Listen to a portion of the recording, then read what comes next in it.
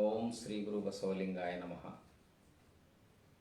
ಎನ್ನ ವಾಮಕ್ಷೇಮ ನಿಮ್ಮದಯ್ಯ, ಎನ್ನ ಹಾನಿವೃದ್ಧಿ ನಿಮ್ಮದಯ್ಯ, ಎನ್ನ ಮಾನಪಮಾನ ನಿಮ್ಮದಯ್ಯ, ಬಳ್ಳಿಗೆ ಕಾಯಿದಿಮ್ಮಿತ್ತೆ ಕೂಡಲ ಸಂಗಮ ದೇವ.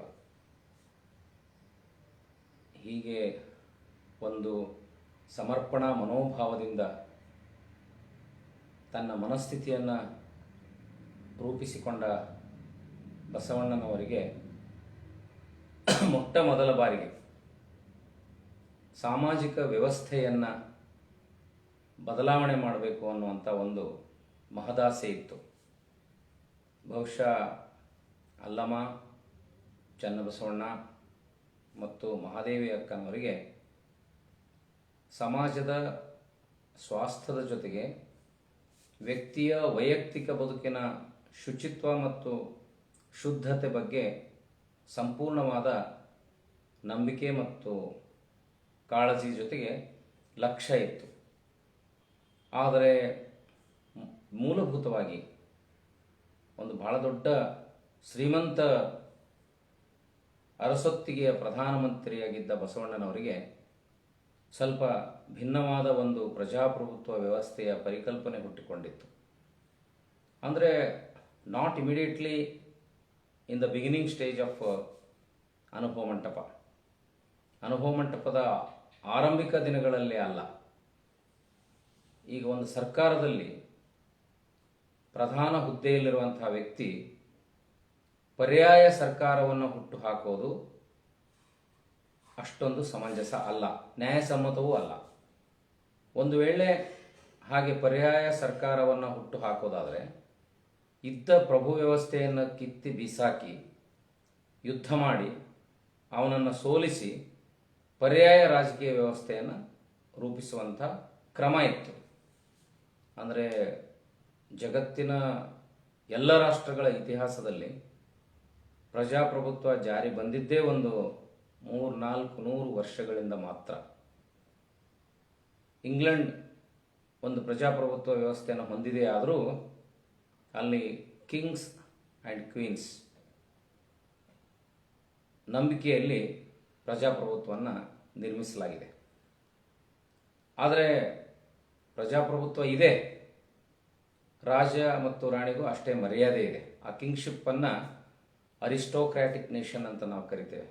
ಅವರು ಅದರಿಂದ ಬೇಗ ಮುಕ್ತಿಯಾಗಿಲ್ಲ, ಆಗೋ ಲಕ್ಷಣಗಳು ಇಲ್ಲ. ಆದರೆ ಕಮ್ಯುನಿಸಂ ಸಿದ್ಧಾಂತದ ಮೇಲೆ ರೂಪುಗೊಂಡ ರಾಷ್ಟ್ರಗಳು ರಷ್ಯಾ, ಹಾಗೆ ಚೈನಾ, ಸಮಾಜವಾದದ ತಳಹದಿಯ ಮೇಲೆ ರಚಿತಗೊಂಡಿರುವಂತಹ ಕೆಲವು ಯುರೋಪಿನ ರಾಷ್ಟ್ರಗಳು ಜನರಿಗೆ ಪರಿಶುದ್ಧವಾದ ಗವರ್ನೆನ್ಸ್, ಆಡಳಿತವನ್ನು ಕೊಡಬೇಕು ಅನ್ನೋ ಆಧಾರದ ಮೇಲೆ ಸಾಮಾಜಿಕ ವ್ಯವಸ್ಥೆ ತನ್ನ ಅಡಿಪಾಯವನ್ನು ಕಂಡುಕೊಂಡಿತು. ಬಹುಶಃ ತಮಗೆ ಇವತ್ತು ನಾನು ತೆಗೆದುಕೊಳ್ಳಬಹುದಾದ ವಿಷಯ ಗ್ರಹಿಕೆಯಾಗಿದೆ ಅಂತ ಭಾವಿಸ್ತೇನೆ. ಬಸವಣ್ಣ ಮತ್ತು ರಾಜಕೀಯ ಅಥವಾ ಬಸವಕಾಲದ ರಾಜಕೀಯ ವ್ಯವಸ್ಥೆ, ಬಸವಕಾಲದ ರಾಜಕೀಯ ವ್ಯವಸ್ಥೆ ಜಾರಿ ಆಯಿತೋ ಇಲ್ಲೋ, ಅದು ಹೇಗೆ ನಡೆಯಲ್ಪಟ್ಟಿತೋ ಅನ್ನೋದು ಭಾಳ ಮಹತ್ವದ ಸಂಗತಿ, ತಿಳಿದುಕೊಳ್ಳಲೇಬೇಕಾದ ವಿಷಯ. ಯಾವ ಆಧಾರದ ಮೇಲೆ ರಾಜಕಾರಣವನ್ನು ಕಟ್ಟುವ ಮನಸ್ಸಿತ್ತು? ಅಲ್ಲಿವರೆಗೂ ರಾಜರು ಎರಡು ಬಗೆಯ ರಾಜರಿದ್ದರು. ಪ್ರಜೆಗಳ ಬಗ್ಗೆ ಅಪಾರವಾದ ಕಾಳಜಿಯನ್ನು ಹೊಂದಿದಂಥ ರಾಜರುಗಳು, ಅವರಿಗೆ ಸಾತ್ವಿಕ ಮನೋಭಾವದ ರಾಜರುಗಳು ಇದ್ದರು. ಮತ್ತು ದುಷ್ಟ ಆಲೋಚನೆಯ, ಜನರನ್ನು ಶೋಷಣೆ ಮಾಡುವಂಥ, ಜನರ ತೆರಿಗೆಯ ಮೂಲಕ, ಜನರ ದುಡಿಮೆಯ ಮೂಲಕ, ಅಹಿಂಸೆಗಳ ಮೂಲಕ ಆಳುವಂಥ ರಾಜರು ಇದ್ದರು. ದುರಾಸೆಯನ್ನು ಇಟ್ಟುಕೊಂಡಿರುವಂಥ ರಾಜರು ಇದ್ದರು. 20ನೇ ಶತಮಾನದಲ್ಲಿ ಕೂಡ ಈ ಡಿಕ್ಟೇಟರ್ಶಿಪ್ ಆ್ಯಟಿಟ್ಯೂಡ್ ಇರುವಂಥ ರಾಜಕೀಯ ವ್ಯವಸ್ಥೆಯನ್ನು ನಾವು ನೋಡಿದ್ದೇವೆ. ಮುಸೋಲಿನಿ ಮತ್ತು ಹಿಟ್ಲರ್ ಪ್ರಜಾಪ್ರಭುತ್ವ ವ್ಯವಸ್ಥೆಯಲ್ಲಿ ನಂಬಿಕೆ ಇಟ್ಟುಕೊಳ್ಳದೆ ಕೇವಲ ತಮ್ಮ ಡಿಕ್ಟೇಟರ್ಶಿಪ್ ಧೋರಣೆಯಿಂದ ಇಡೀ ಜಗತ್ತನ್ನೇ ಗೆಲ್ಲಬೇಕು ಅಂತ ಹೊರಟಿರುವಂತಹ ಮೂರ್ಖರನ್ನು ಕೂಡ ನಾವು ನೋಡಿದ್ದೇವೆ. ಆದರೆ ಇದರಲ್ಲಿ ಹೆಚ್ಚು ವಿಶ್ವಾಸಾರ್ಹ ಮತ್ತು ನಂಬಿಕೆಗೆ ಅರ್ಹವಾಗಿರುವಂಥ ವ್ಯವಸ್ಥೆ ಅಂದರೆ ಪ್ರಜಾಪ್ರಭುತ್ವ ವ್ಯವಸ್ಥೆ. ಬಹುಶಃ ಈಗಿನ ತಲೆಮಾರಿನ ಮಕ್ಕಳಿಗೆ ಅಥವಾ ಒಂದು ಕಳೆದ 25-30 ವರ್ಷಗಳಿಂದ ಜಗತ್ತಿನ ರಾಜಕಾರಣವನ್ನು ಹೊರತುಪಡಿಸಿ ಭಾರತದ ರಾಜಕಾರಣವನ್ನು ಗಮನಿಸಿದಾಗ ರಾಜಕಾರಣ ಅಂತಂದರೆ ಒಂದು ಪ್ರಾಮಾಣಿಕ ವ್ಯವಸ್ಥೆ ಅನ್ನುವಂಥ ನಂಬಿಕೆ ಯಾರಿಗೂ ಇಲ್ಲ. ಅದರಲ್ಲೂ ಯುವಕರಿಗೆ ಅಥವಾ ಇಂದಿನ ವಿದ್ಯಾರ್ಥಿಗಳಿಗೆ ಪಾರ್ಲಿಮೆಂಟ್ ಅಥವಾ ವಿಧಾನಸಭೆಯಲ್ಲಿ ನಡೆಯುವ ಕಲಾಪಗಳನ್ನು ತೋರಿಸಿದರೆ ಅದೇನು ಗರಡಿ ಮನೆಯೋ ಕುಸ್ತಿ ಮನೆಯೋ ಅಥವಾ ಜಗಳದ ಅಖಾಡವೋ ಅನ್ನಂಗೆ ಕಾಣ್ತದೆ. ಅಂದರೆ ಈಗ ಜಗತ್ತಿನ ಕೆಲವು ಭ್ರಷ್ಟ ರಾಷ್ಟ್ರಗಳಲ್ಲಿ ಭಾರತ ಮುಂಚೂಣಿಯಲ್ಲಿದೆ. ಇಂಥ ಒಂದು ವಿಚಿತ್ರವಾದ ಸಂಕೀರ್ಣ ಸ್ಥಿತಿಯಲ್ಲಿರುವಾಗ ವಿನೂತನವಾದ ಆಡಳಿತವನ್ನು ತರಬೇಕು ಅನ್ನೋರು ಕೆಲವರು ಹೇಳ್ತಾರೆ, ರಾಮರಾಜ್ಯ ಬರಬೇಕು ಈ ದೇಶಕ್ಕೆ ಅಂತ. ಮತ್ತೆ ಕೆಲವರು ಹೇಳ್ತಾರೆ ವೆಲ್ಫೇರ್ ನೇಷನ್ ಬರಬೇಕು, ಅದು ಕಲ್ಯಾಣ ರಾಜ್ಯ ಬರಬೇಕು. ಇದೆಲ್ಲ 1947ರಲ್ಲಿ ಸ್ವಾತಂತ್ರ್ಯ ಸಿಕ್ಕ ಮೇಲೆ, ಈಸ್ಟ್ ಇಂಡಿಯಾ ಕಂಪ್ನಿ ಹೋದ ಮೇಲೆ ಭಾರತ ದೇಶಕ್ಕೆ ಬಹಳ ದೊಡ್ಡ ಭರವಸೆ ಅಂದರೆ ಮಹಾತ್ಮ ಗಾಂಧೀಜಿ. ಅದರಲ್ಲೂ ಭಿನ್ನಾಭಿಪ್ರಾಯ ಇತ್ತು. ಈ ಹೋರಾಟವನ್ನು ಬ್ರಿಟಿಷರನ್ನ ಓಡಿಸ್ಲಿಕ್ಕೆ ಬರೀ ಶಾಂತಿ ಮಂತ್ರ ಸಾಲೋದಿಲ್ಲ ಅಂತ ಪ್ರತಿಭಟನೆ ನೆಲೆಯಲ್ಲೂ ಕೂಡ ಹೋರಾಟ ಇತ್ತು. ಆದರೂ ದೇಶಕ್ಕೆ ಸ್ವಾತಂತ್ರ್ಯ ಸಿಕ್ಕ ಮೇಲೆ ಯಾವ ರೀತಿಯ ಪ್ರಜಾಪ್ರಭುತ್ವ ವ್ಯವಸ್ಥೆ ನಮ್ಮದಿರಬೇಕು, ಒಂದು ಕಡೆ ಇಂಗ್ಲೆಂಡ್ದು, ಅಮೇರಿಕಾದ್ದು, ರಷ್ಯಾ, ಹೀಗೆ ಎಲ್ಲ ರಾಷ್ಟ್ರಗಳನ್ನು ಹೋಲಿಕೆ ಮಾಡಿಕೊಂಡು ನಮಗೆ ನಮ್ಮದೇ ಆದ ಒಂದು ಸಂವಿಧಾನವನ್ನು ಇಟ್ಕೊಂಡು ಆ ಸಂವಿಧಾನದಲ್ಲಿ ಏನೇನು ಅಂಶಗಳನ್ನು ರೂಪಿಸ್ಕೊಂಡ್ರಲ್ಲ, ಜಾತ್ಯತೀತ, ಮುಖ್ಯವಾಗಿ ಜಾತಿ, ಧರ್ಮನಿರಪೇಕ್ಷತೆ, ಬ್ರದರ್ಹುಡ್, ಭ್ರಾತೃತ್ವ, ದೇಶಪ್ರೇಮ, ದೇಶಭಕ್ತಿ, ಪ್ರಾಮಾಣಿಕತೆ, ಈ ಎಲ್ಲ ಅಂಶಗಳನ್ನು ಸಂವಿಧಾನದಲ್ಲಿ ರೂಪಿಸಿಕೊಂಡು ಹೀಗೆ ದೇಶ ಇರಬೇಕು ಅಂತ ಕನಸನ್ನು ಕಂಡರು ನಮ್ಮ ಹಿರಿಯರು. ಆದರೆ ಆ ರೀತಿಯ ಒಂದು ಕನಸನ್ನು ಕಂಡ ಗಾಂಧೀಜಿ ಬಹಳ ದಿವಸ ಇರಲಿಲ್ಲ. ಆಗಲೇ ದೇಶದಲ್ಲಿ ಭಿನ್ನಾಭಿಪ್ರಾಯ ಭುಗಿಲೆದ್ದು ಬಿಡ್ತು. ಅಂದರೆ ಇದು ವರ್ತಮಾನ. ಮತ್ತು 70 ವರ್ಷಗಳಲ್ಲಿ ಏನೇನು ಬದಲಾವಣೆ ಆಯಿತು, ಯಾಕೆ ಬಸವಣ್ಣ ಮತ್ತು ಬಸವಾದಿ ಶರಣರು ನಮ್ಗೆ ಇವತ್ತಿಗೂ ಪ್ರಸ್ತುತ ಅನ್ನಿಸ್ತಾರೆ, ಯಾಕೆ ಮತ್ತೆ ಮತ್ತೆ ನೆನಪಾಗ್ತಾರೆ ಅನ್ನೋದು ಬಹಳ ಮಹತ್ವದ ಅಂಶ. ಯಾಕೆ ನೆನಪಾಗ್ತಾರೆ ಅಂತಂದರೆ, ಯಾವ ಸಂವಿಧಾನಕ ನಿಲುವಿನ ಮೂಲಕವಾಗಿ ಪ್ರಜಾಪ್ರಭುತ್ವ ವ್ಯವಸ್ಥೆ ರೂಪಿತ ಆಯಿತು, ಯಾವ ಕನಸುಗಳ ಮೇಲೆ ಈ ದೇಶವನ್ನು ಕಟ್ಟಲಾಯಿತು, ಹಾಗೆ ಈ ದೇಶ ಇಲ್ಲ. ಅಲ್ಲಿ ಏನೇನು ಸೇರ್ಕೊಳ್ತು, ಯಾವುದನ್ನು ಸಾವಿರಾರು ವರ್ಷಗಳಿಂದ ತುಂಬಿದ ಮನೋಧರ್ಮ ನಮಗೆ ಬ್ಯಾಡಾಗಿತ್ತು, ರಾಜಸತ್ಯ ವ್ಯವಸ್ಥೆ ನಮಗೆ ಬ್ಯಾಡಾಗಿತ್ತು.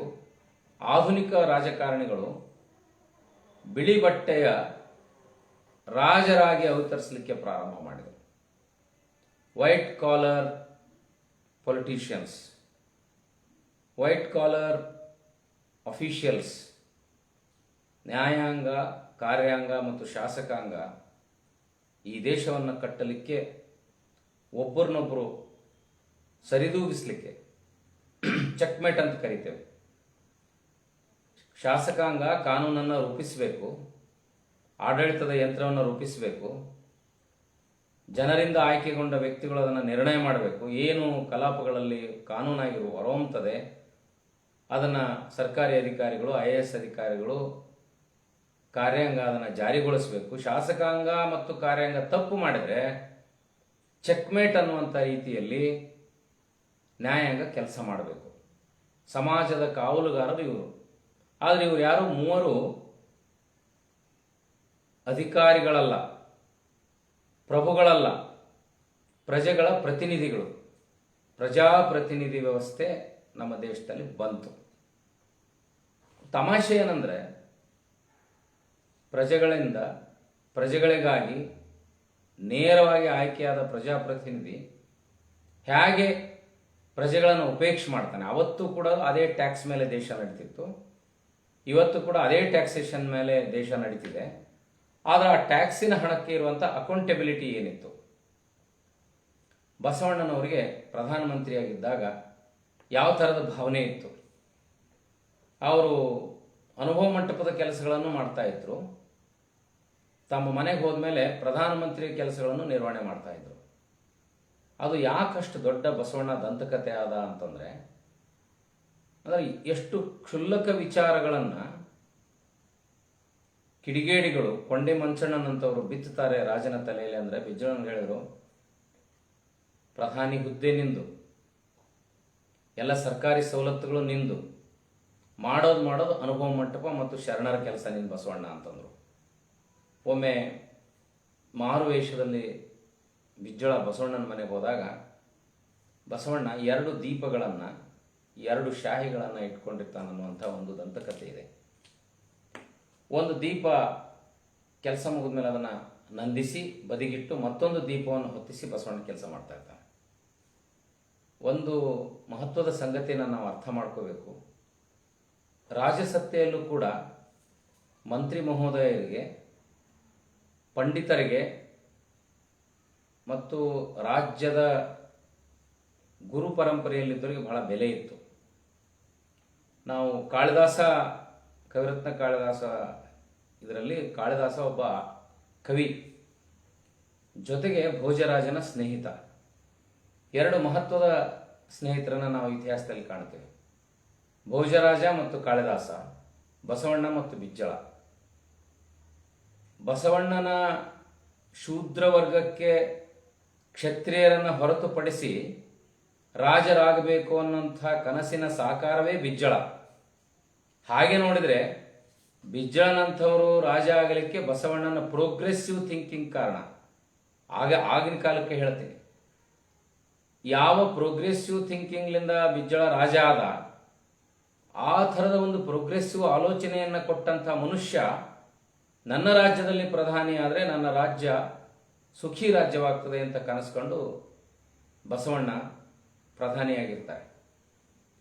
ಆದರೆ ಅಷ್ಟು ಭಕ್ತಿ ಭಾಂಡಾರಿ ಬಸವಣ್ಣ ಅಂತ ಗೊತ್ತು, ರಾಜರ ಅರ್ಥವ್ಯವಸ್ಥೆನ ಸರಿಯಾಗಿ ಇಟ್ಟಿದ್ರು ಅಂತ ಗೊತ್ತು, ಅಹಿಂಸೆ ಇಲ್ಲದ ಹಾಗೆ ರಾಜಕೀಯ ವ್ಯವಸ್ಥೆ ನಡೀತಿತ್ತಂತ ಗೊತ್ತು, ಭಕ್ತರ ಪ್ರೀತಿ ವಿಶ್ವಾಸವನ್ನು ಪ್ರಜೆಗಳ ಪ್ರೀತಿ ವಿಶ್ವಾಸವನ್ನು ಗಳಿಸಿದ್ರು ಅಂತ ಗೊತ್ತಿತ್ತು.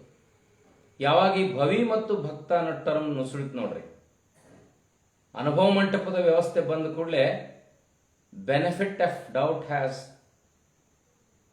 Resin in the minds of Bijjala. ಆದರೆ ಒಂದು ಕಡೆ ಹೇಳ್ತೇನೆ ನಾನು, ಬಿಜ್ಜಳ ಮತ್ತು ಬಸವಣ್ಣನಿಗೆ ಬಹಳ ಆಪ್ತ ಸ್ನೇಹ ಇತ್ತು ಅಂತ. ಇಷ್ಟು ನಂಬಿಕೆ ವಿಶ್ವಾಸ ಇದ್ದಾಗೂ ಕೂಡ ಮನುಷ್ಯನಿಗೆ ಬಂಗಾರದ ಹೃದಯ, ಕಂಚಿನ ಕಿವಿ ಇರ್ತದೆ. ಅಧಿಕಾರ ನಡೆಸೋರಿಗೆ ಬಂಗಾರದ ಹೃದಯ ಇರ್ತದೆ, ಕಂಚಿನ ಕಿವಿ ಇರುತ್ತೆ. ಆದರೆ ಆ ಚಾಡಿ ಹೇಳುವ ಕಿವಿಗಳು ಇದ್ದರೆ ಯಾವ ವ್ಯವಸ್ಥೆ ಕೂಡ ಉಳಿಯೋದಿಲ್ಲ.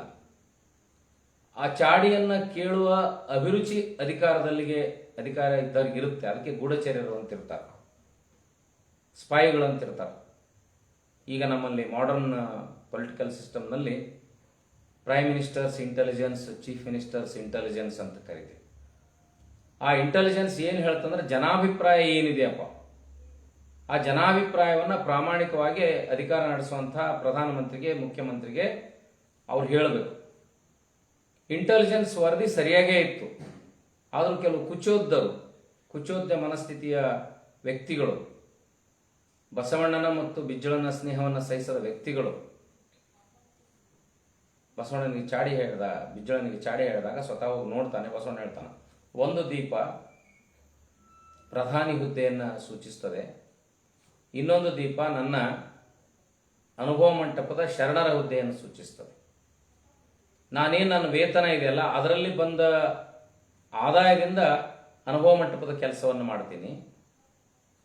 ಏನು ರಾಜ್ಯದ ಕೆಲಸ ಇರುತ್ತೆ ಅದನ್ನು ನಿಮ್ಮ ಎಣ್ಣೆ ದೀಪ ಬಳಸಿ ನಾನು ಅಧಿಕಾರವನ್ನು ಬಳಸ್ತೀನಿ ಅಂತ ಹೇಳಿದಾಗ, ಇದು ಯಾಕೆ ನಮಗೆ ಲೆಜೆಂಡ್ ಅನ್ನಿಸ್ತದೆ ಅಂತಂದರೆ, ಯಾಕೆ ನಮಗೆ ಯಾವ ವಿಷಯ which is unbelievable appears like a legend. ದಂತಕಥೆ ಅಂದರೆ ಏನು ಅರ್ಥ, ಸುಳ್ಳಲ್ಲ. ಆ ಕಥೆಯನ್ನು ಕೇಳಿದಾಗ ನಮ್ಗೆ ಆಶ್ಚರ್ಯ ಆಗುತ್ತೆ. ಯಾಕೆ ಆಶ್ಚರ್ಯ ಆಗುತ್ತೆ ಅಂದರೆ, ವರ್ತಮಾನದಲ್ಲಿ ಅಂಥವ್ರು ಇರಂಗಿಲ್ಲ. Can you imagine this kind of honesty in modern democracy? It is highly impossible to imagine in modern democratic India. ಈಗ ಭಾರತ ದೇಶದಲ್ಲಿ ಈ ಕಥೆ ದಂತಕಥೆ ಅನಿಸ್ತದೆ. ಆದರೆ 1947 ನಂತರ ಜವಾಹರ್ಲಾಲ್ ನೆಹರು ಅವರ ನಂತರ ಬಂದಿರುವಂತಹ ಪ್ರಧಾನಮಂತ್ರಿ ಲಾಲ್ ಬಹದ್ದೂರ್ ಶಾಸ್ತ್ರಿಯವರು ಬಸವಣ್ಣವ್ರ ಥರನೇ ಇದ್ದರು. ಎಸ್ ನಿಜಲಿಂಗಪ್ಪನವರು ಬಸವಣ್ಣನವರ ತರಹನೇ ಇದ್ದರು. ಬಿ ಡಿ ಜತ್ತಿಯವರು ಬಸವಣ್ಣನ ಥರನೇ ಇದ್ದರು. ಮುಂದೆ ಹಿಂಗೆ ಇದ್ರು ಅನ್ನೋದು ಅದು ಇದ್ದಾರೆ ಹೋಯ್ತು ನೋಡ್ರಿ. This past it has remained as A past tense. ಇದ್ದಾರೆ ಅಂತ ಹೇಳುವಂಥ ಆತ್ಮಶಕ್ತಿ ಯಾರಿಗೂ ಉಳಿಲಿಲ್ಲ. ಸ್ವಜನ ಪಕ್ಷಪಾತ, ಅಧಿಕಾರ ದುರುಪಯೋಗ ಅಂಬೇಡ್ಕರ್ ಬರೆದ ಸಂವಿಧಾನದ ಆಶಯದಲ್ಲಿ ಇಲ್ಲ. ಅಂಬೇಡ್ಕರ್ ಅವರು ಬರೆದ ಸಂವಿಧಾನದ ಆಶಯದಲ್ಲಿ ಇಲ್ಲ ಅಂದಮೇಲೆ ಇದು ಯಾಕಿಲ್ಲಿ ನುಸುಳಿತು, ಇದು ಯಾಕಿಲ್ಲಿ ಬಂತು? ಸಂವಿಧಾನದ ವಿರುದ್ಧವಾಗಿ ಮನುಷ್ಯ ಯಾಕೆ ಕೆಲಸ ಮಾಡ್ತಾನೆ? ಸಂವಿಧಾನದ ವಿರುದ್ಧವಾಗಿ ಕೆಲಸ ಮಾಡುವಂಥ ಅವಶ್ಯಕತೆ ಏನಿದೆ? ಹಾಗಾದರೆ ಸಂವಿಧಾನದ ವಿರುದ್ಧವಾಗಿ ಕೆಲಸ ಮಾಡಿದರೆ ಜನ ಯಾಕೆ ಪ್ರಶ್ನೆ ಮಾಡ್ತಾ ಇಲ್ಲ? ಪ್ರಜಾಪ್ರಭುತ್ವ ವ್ಯವಸ್ಥೆಯಲ್ಲಿ ರಾಜ ಸತ್ಯ ಮಾಡುವಂತಹ ತಪ್ಪುಗಳನ್ನು, ಅಧಿಕಾರದಲ್ಲಿರುವಂಥವ್ರು ಮಾಡುವ ತಪ್ಪುಗಳನ್ನು ಪ್ರಶ್ನೆ ಮಾಡಲಿಕ್ಕಂತಲೇ ವಿರೋಧ ಪಕ್ಷ ಇದೆ. ಅದನ್ನು ಪ್ರಶ್ನೆ ಮಾಡುವ ಹಕ್ಕು ಜನರಿಗೂ ಇದೆ. ಜನರ ದನಿಯಾಗಿ, ಜನರ ಪ್ರತಿನಿಧಿಯಾಗಿ ಮಾಧ್ಯಮಗಳಿವೆ. ಇವೆಲ್ಲವನ್ನ ನಿತ್ಯ ನಾವು ನೋಡ್ತೀವಿ. ಜನರ ಕೈಯಲ್ಲಿನೇ ಈಗ ಮಾಧ್ಯಮ ಬಂದಿದೆ. ಕಳೆದ 10 ವರ್ಷಗಳಿಂದ ಸಾಮಾಜಿಕ ಜಾಲತಾಣ, ಸೋಷಿಯಲ್ ಮೀಡಿಯಾ ಬಂದ ಮೇಲೆ ನಮ್ಮ ಅಭಿವ್ಯಕ್ತಿ ಸ್ವಾತಂತ್ರ್ಯಕ್ಕೆ ಬಹಳಷ್ಟು ಶಕ್ತಿ ಬಂತು, ಚೈತನ್ಯ ಬಂತು. ಇಲ್ಲಿ ನಾವು ಖಂಡಿಸ್ತೀವಿ, ಆದರೂ there is no any change. ಯಾಕೆ ಅಂತಂದರೆ 80ರ ದಶಕದಲ್ಲಿ ಲಂಕೇಶ್ ಪತ್ರಿಕೆ ಒಂದು ಹೋರಾಟದ ರೀತಿಯಲ್ಲಿ ಕೆಲಸ ಮಾಡಿತು. ಕಾರಣ ಏನಂದರೆ, ಈ ರಾಜ್ಯದಲ್ಲಿ ಜನಪರವಾಗಿ ಕೆಲಸವನ್ನು ಮಾಡುವಂತಹ, ಗ್ರಾಮೀಣ ಜನರ ಹಿತವನ್ನು ಕಾಪಾಡುವಂತಹ ಸರ್ಕಾರ ಬರಬೇಕನ್ನೋದು ನವ್ಯ ನವೋದಯ ಪರಂಪರೆಯಲ್ಲಿ ಬಂದಿರುವಂಥ ಬರಹಗಾರರಿಗಿತ್ತು. ಎಷ್ಟೋ ಸಲ ರಾಜಕಾರಣಿಗಳು ಪ್ರಶ್ನೆ ಮಾಡ್ತಾರೆ, ಈ ರಾಜಕೀಯ ವ್ಯವಸ್ಥೆಯಲ್ಲಿ ಈ ಬರಹಗಾರರು ಯಾಕೆ ಮೂಗು ತೋರಿಸ್ತಾರೆ? ರಾಜಕೀಯ ವ್ಯವಸ್ಥೆಯಲ್ಲಿ ಪ್ರಜ್ಞಾವಂತರಿಗೆ ಏನು ಕೆಲಸ ಇದೆ? ರಾಜಕೀಯ ವ್ಯವಸ್ಥೆಯಲ್ಲಿ ಇವ್ರದ್ದೇನು ಅಂತಂದರೆ, ಇಲ್ಲ ಹಾಗಲ್ಲ, ಇಂಗ್ಲೆಂಡ್ನಲ್ಲೇ ಹೇಳ್ತಾರೆ, a poet is unauthorised legislature, a writer is unauthorised legislature of democratic system. This sentence to be realised and understood. ನಾವು ಜನರಿಂದ ಚುನಾಯಿತರಾಗಿರದೇ ಇರಬಹುದು, ಅಂದರೆ ಬರಹಗಾರರು, ಬುದ್ಧಿಜೀವಿಗಳು, ಸಮಾಜದ ಹಿತಚಿಂತಕರು, ನೀವು ಜನರಿಂದ ನೇರವಾಗಿ ಆಯ್ಕೆ ಆಗಿಲ್ಲ ಖರೆ. ಅದಕ್ಕೆ ಪಾರ್ಲಿಮೆಂಟ್ನಲ್ಲಿ ಅಪ್ಪರ್ ಹೌಸ್ ಮತ್ತು ಲೋಕಸಭೆ ಮತ್ತು ರಾಜ್ಯಸಭೆ ಅಂತಿದೆ. ಯಾರು ನೇರವಾಗಿ ಚುನಾವಣೆ ನಿಲ್ಲಂಗಿಲ್ಲ, ಯಾರು ಬಹಳಷ್ಟು ಬುದ್ಧಿವಂತರಿರ್ತಾರೆ, ಬೇರೆ ಬೇರೆ ಕ್ಷೇತ್ರದ ತಜ್ಞರು ಇರ್ತಾರೆ, ಆ ತಜ್ಞರು ಇರಲಿ ಅನ್ನೋದಕ್ಕೇನೆ ರಾಜ್ಯಸಭೆ ಇದೆ. ಜನರಿಂದ ನೇರವಾಗಿ ಆಯ್ಕೆ ಆಗೋ ಲೋಕಸಭಾ ಸದಸ್ಯನಿಗೆ SLC 10th ಸ್ಟ್ಯಾಂಡರ್ಡ್ ಪಾಸ್ ಆಗ್ಬೇಕಂತ ಕೂಡ ನಿಯಮನಿಲ್ಲ ಡೆಮೋಕ್ರಸಿಯಲ್ಲಿ. ಯಾರು ಬೇಕಾದ್ರೂ ಆಗ್ಬೋದು. ಅದಕ್ಕೆ ಅದೊಂದು ಬಹಳ ದೊಡ್ಡ ಜೋಕ್. ಡಿಸ್ಟಿಂಕ್ಷನ್ ಬಂದು ಹಗಲು ರಾತ್ರಿ ಓದಿ ಕಷ್ಟಪಟ್ಟವನು ಇಂಜಿನಿಯರ್ ಆಗ್ತಾನೆ, ಡಾಕ್ಟರ್ ಆಗ್ತಾನೆ. ಅವನಿಗಿಂತಲೂ ಕಡಿಮೆ ಮಾರ್ಕ್ಸ್ ತಗೊಂಡವನು ಕಾಮರ್ಸ್ ತಗೊಂಡು ವ್ಯಾಪಾರಿ ಆಗ್ತಾನೆ. ಡಾಕ್ಟ್ರು ಇಂಜಿನಿಯರ್ಗಿಂತಲೂ ಹೆಚ್ಚು ಗಳಿಸ್ತಾನೆ. ಅವನಿಗಿಂತಲೂ ಕಡಿಮೆ ಮಾರ್ಕ್ಸ್ ತಗೊಂಡವನು IAS KS ಆಗ್ತಾನೆ. ಬುದ್ಧಿವಂತರು, ಎಲ್ಲರೂ ಬುದ್ಧಿವಂತರೇ ಇವರು, ಅಂಕಗಳ ಆಧಾರಿತವಾಗಿ ಹೇಳೋದಾದರೆ. ಅವನು ಅಧಿಕಾರಿಯಾಗಿ ವ್ಯಾಪಾರಿಯನ್ನು, ಈ ಡಾಕ್ಟರ್ ಇಂಜಿನಿಯರ್ಗಳನ್ನು ಕಂಟ್ರೋಲ್ ಮಾಡ್ತಾನೆ. ಏನೂ ಶಾಲೆಗೆ ಹೋಗದೆ, ಕಾಲೇಜಿಗೆ ಹೋಗದೆ, ಜೀವನದುದ್ದಕ್ಕೂ ಅಕ್ಷರ ಜ್ಞಾನ ಇಲ್ಲದವನು ನೇರವಾಗಿ ಚುನಾವಣೆಗೆ ನಿಂತು ಮಂತ್ರಿ ಆಗ್ತಾನೆ. ಈ IAS ಅಧಿಕಾರಿ ಮೇಲೆ ಆಡಳಿತ ಮಾಡ್ತಾನೆ, ವ್ಯಾಪಾರಿ ಮೇಲೆ ಆಡಳಿತ ಮಾಡ್ತಾನೆ, ಹಾಗೆ ಈ ಡಾಕ್ಟರ್ಗಳ ಮೇಲೆ ಆಡಳಿತ ಮಾಡ್ತಾನೆ, ಇಂಜಿನಿಯರ್ಗಳ ಮೇಲೆ ಆಡಳಿತ ಮಾಡ್ತಾನೆ. ಎಂಥ ದುರಂತ! Irony of our democratic setup is an uneducated person tries to control all highly educated personalities. All highly educated personalities should work under him. ಇದು ಡೆಮೋಕ್ರಸಿಯ ವಿಸ್ಮಯವೂ ಹೌದು, ಡೆಮೋಕ್ರಸಿಯ ಅಪಾಯವೂ ಹೌದು. ಡೆಮೋಕ್ರಸಿ ಅನ್ನೋದು ಎರಡು ಅಲುಗಿನ ಖಡ್ಗ ಇದ್ದ ಹಾಗೆ, ಅದು ಹೋಗುತ್ತಲೂ ಕೊರೆಯುತ್ತದೆ, ಬರುತ್ತಲೂ ಕೊರೆಯುತ್ತದೆ. ಬೇಡ ಅಂದರೆ ಇವರು ಪ್ರಾಬಲ್ಯ ಆಗ್ತಾರೆ, ಪ್ರಜ್ಞಾವಂತರು ಅಪಾಯಕಾರಿಗಳಾಗಿ ಪ್ರಾಬಲ್ಯ ಆಗ್ತಾರೆ. ಸುಮ್ಮನೆ ಬಿಟ್ಟರೆ ಅವರು ಈ ಅಜ್ಞಾನಿಗಳು ಅಥವಾ ಸಮರ್ಥರಿಲ್ಲದವ್ರು ಒಳಗೆ ಬರ್ತಾರೆ. ಆದರೆ ಈ ಸಂಘರ್ಷದ ಮಧ್ಯೆಯೂ ಕೂಡ still we are hopeful of welfare society, still we expect ಕಲ್ಯಾಣ ರಾಜ್ಯ. ನಮಗೆ ಬೇಕಾಗಿರೋದು ಆದರ್ಶ ಪುರುಷ ರಾಮರಾಜ್ಯನಿಗಿಂತಲೂ ಬಸವಾದಿ ಶರಣರ ಕಲ್ಯಾಣ ರಾಜ್ಯ. ಒಂದು ರಾಜ್ಯದ ಮುಖ್ಯಮಂತ್ರಿಯಾಗಿದ್ದ ನಿಜಲಿಂಗಪ್ಪನವರು ಬೆಂಗಳೂರಲ್ಲಿ ಇರೋಕ್ಕೊಂದು ಮನೆ ಇರಲಿಲ್ಲ. ಲಾಲ್ ಬಹದ್ದೂರ್ ಶಾಸ್ತ್ರಿಗಳು ಪ್ರಧಾನಮಂತ್ರಿಗಳಾಗಿದ್ದರೂ ಕೂಡ ಅವರು ಕೊನೆ ದಿನಗಳಲ್ಲಿ ಫಿಯೇಟ್ ಕಾರನ್ನು ಬ್ಯಾಂಕಿನ ಸಾಲದಿಂದ ತಗೊಂಡಿದ್ರು. ಅವರು ಸತ್ತ ಮೇಲೆ ಆ ಹಣವನ್ನು ತೀರಿಸಿರಲಿಲ್ಲ. ಬ್ಯಾಂಕ್ ಅವ್ರ ಸಾಲ ಮನ್ನಾ ಮಾಡ್ಬೇಕಂತ ತೀರ್ಮಾನ ಮಾಡ್ತದೆ. ಅವ್ರ ಹೆಂಡತಿ ಎಷ್ಟು ಆತ್ಮಗೌರವ ಅಂತಂದರೆ, ಇಲ್ಲ ಸರ್ಕಾರ ಕೊಡೋ ಪೆನ್ಷನಲ್ಲಿ ಪ್ರಧಾನಿ ಹೆಂಡತಿ ಅಂತ ಏನು ಪೆನ್ಷನ್ ಬರುತ್ತಲ್ಲ, ಅದರಲ್ಲಿ ನಾನು ನನ್ನ ಕಾರಿನ ಸಾಲವನ್ನು ತುಂಬುತ್ತೇನೆ ಮತ್ತು ಅದನ್ನು ಇಟ್ಕೊಳ್ತೇನೆ, ಅದನ್ನು ಸ್ಮಾರಕವಾಗಿ ಅಂತ ಹೇಳಿದರು. ಅಂದರೆ ಇದೇನು ಸಾವಿರಾರು ವರ್ಷಗಳ ಹಿಂದೆ ನಡೆದ ಕಥೆ ಅಲ್ಲ, ಸಾವಿರಾರು ವರ್ಷಗಳ ಹಿಂದೆ ನಡೆದ ಘಟನೆ ಅಲ್ಲ.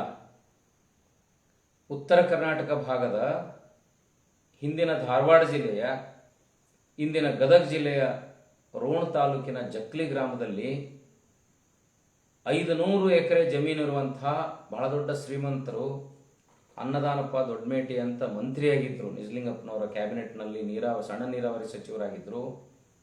ಅವರು ಅವರ ಮನೆಯ ವ್ಯವಹಾರವನ್ನು ನೋಡಿಕೊಳ್ಳುತ್ತಿರುವಂತಹ ವ್ಯವಸ್ಥಾಪಕ ಮ್ಯಾನೇಜರಿಗೆ ಒಂದು ಪತ್ರವನ್ನು ಬರೆದ ದಾಖಲೆ ಇದೆ.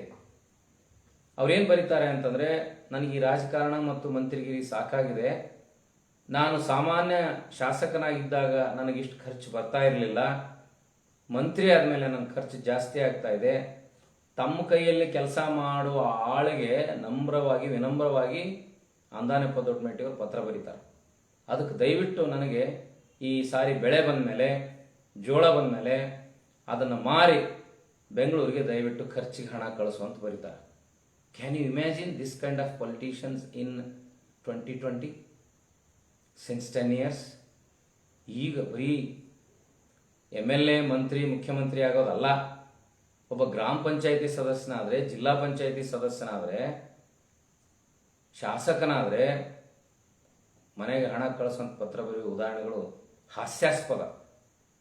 It appears very funny. ಅಂದರೆ ಡೆಮೋಕ್ರಸಿ ವಿರುದ್ಧವಾಗಿ ನಡ್ಕೊಂಡ್ರೆ ಅಂದಾನಪ್ಪ ದೊಡ್ಡಮೇಟಿಯವರು, BD ಜತ್ತಿಯವರು, ನಿಜಲಿಂಗಪ್ಪನವರು 1989ರಲ್ಲಿ ನಾನು ಚಿತ್ರದುರ್ಗದಲ್ಲಿ ಕೆಲಸ ಮಾಡೋ ಮುಂದೆ ಸಾಯಂಕಾಲ ಗೆಳೆಯರ ಜೊತೆ ವಾಕ್ ಹೋಗ್ತಿದ್ದೆ. ನನಗೆ ಅಷ್ಟು ರಾಜಕೀಯದಲ್ಲಿ ಆಸಕ್ತಿ ಇಲ್ಲ, ಅಷ್ಟು ತಿಳುವಳಿಕೆನೂ ಇರಲಿಲ್ಲ. ಒಂದು ಬಿಳಿಯ ಪುಟ್ಟ ಮನೆ ಇತ್ತು. ಅಲ್ಲಿ ಮುಂದ್ಗಡೆ ಒಬ್ಬ ವ್ಯಕ್ತಿ ಸಾಯಂಕಾಲ ಓದ್ತಾ ಕೂತಿರ್ತಿದ್ರು. ಅವರು ಭಾಳ ವಯೋವೃದ್ಧರಾಗಿದ್ದರು. ನನ್ನ ಸ್ನೇಹಿತರನ್ನ ಕೇಳಿದೆ, ಯಾರು ಇವರು ಅಂತ. ಅವ್ರು ಎಸ್ ನಿಜಲಿಂಗಪ್ಪನವರು. ಏನಿದ್ರು ಅವರು? ಅಷ್ಟು ಗೊತ್ತಿಲ್ಲ ನಿಮಗೆ? ಈ ದೇಶದ ಕಾಂಗ್ರೆಸ್ ಪಕ್ಷದ ಅಧ್ಯಕ್ಷರಾಗಿದ್ದರು. ಇಂದಿರಾ ಗಾಂಧಿಯವರನ್ನು ಬಗ್ಗು ಬಡಿದು ಬಿಟ್ಟಿದ್ರು. ಇರಬಹುದಾ ಅಂದೆ. ಅದಕ್ಕಿಂತ ಮಹತ್ವದ್ದು ಏನಂದರೆ, ಈ ಕರ್ನಾಟಕ ರಾಜ್ಯದ ಮುಖ್ಯಮಂತ್ರಿ ಆಗಿದ್ದರು ಅಂದರು. ನಂಗೆ ಆಶ್ಚರ್ಯ ಆಗೋಗ್ಬಿಡ್ತು. ಕರ್ನಾಟಕ ರಾಜ್ಯದ ಮುಖ್ಯಮಂತ್ರಿಗಳು ಅಥವಾ ಯಾವುದೇ ಶಾಸಕರಾದ ನಮ್ಮ ಪ್ರದೇಶದ ಜನ ಹೋಗಿ ಬೆಂಗಳೂರಲ್ಲಿ ಮನೆ ತೊಗೊಂಡು ಬೆಂಗಳೂರಲ್ಲಿ ಸೆಟ್ಲ್ ಆಗ್ತಾರೆ. ಇದೇನಿದು, ಒಬ್ಬ ರಾಜ್ಯದ ಮುಖ್ಯಮಂತ್ರಿ ಇಷ್ಟು ಪುಟ್ಟ ಮನೆಯಲ್ಲಿ ಒಬ್ಬರೇ ಕೂತಿದ್ದಾರೆ. ಇನ್ನೂ ಹೇಳಿದ್ರು, ಅವ್ರ ಮಕ್ಕಳೆಲ್ಲ ಅವ್ರವ್ರ ಪದವಿಗೆ ತಕ್ಕ ಹಾಗೆ ಉದ್ಯೋಗಗಳನ್ನ ನೋಡಿಕೊಂಡು ವಿಶ್ವವಿದ್ಯಾಲಯದಲ್ಲಿ ಕೆಲಸ ಮಾಡ್ತಾರೆ. ಕೊನೆಯವರೆಗೂ ನಿಜಲಿಂಗಪ್ಪನವ್ರ ಮಗ ಯಾವತ್ತೂ ವೈಸ್ ಚಾನ್ಸಲರ್ ಆಗಲಿಕ್ಕೆ, ದೊಡ್ಡ ಹುದ್ದೆಯನ್ನು ಪಡೆಯಲಿಕ್ಕೆ ಶಿಫಾರಸು ಮಾಡಲಿಲ್ಲ. ತಂದೆ ಇನ್ಫ್ಲುಯೆನ್ಸ್, ಸ್ವಜನ ಪಕ್ಷಪಾತವಾಗ್ತದೆ ಅಂತ ಇದ್ದ ಹುದ್ದೆಯಲ್ಲೇ ಕೆಲಸವನ್ನು ಮಾಡಿದರು. ಅಂದ್ರೆ ನಾವು ಇಂಥ ಆದರ್ಶಮಯ ವ್ಯಕ್ತಿಗಳನ್ನು 90ರ ದಶಕದ ತನಕನೂ ನೋಡಿದ್ವಿ. ಆಗಲೇ ರಾಜ್ಯದಲ್ಲಿ, ದೇಶದಲ್ಲಿ ಭಯಂಕರ ಭ್ರಷ್ಟಾಚಾರ ಪ್ರಾರಂಭ ಆಗಿದೆ. ಯಾಕಂದರೆ I have to speak openly, it is all open secret. ಯಾಕಂದರೆ ಯಾವ ರಾಜ್ಯ ಕಲ್ಯಾಣ ರಾಜ್ಯವನ್ನು ಹೊಂದಿತ್ತು. ಆ ರಾಜ್ಯದ ವರ್ತಮಾನದ ಸ್ಥಿತಿಗಳನ್ನು ನೋಡಿದರೆ, ಈ ದೇಶದ ವರ್ತಮಾನದ ಸ್ಥಿತಿಯನ್ನು ನೋಡಿದರೆ ಬಹಳ ನೋವಾಗುತ್ತೆ. ಹಾಗಾದರೆ ಇದು ಯಾಕೆ ಈಗ ನೆನಪಿಗೆ ಬರುತ್ತೆ? ಯಾಕೆ ನನಗೆ ಇವತ್ತು ಇದು ನೆನಪಿಗೆ ಬರುತ್ತೆ?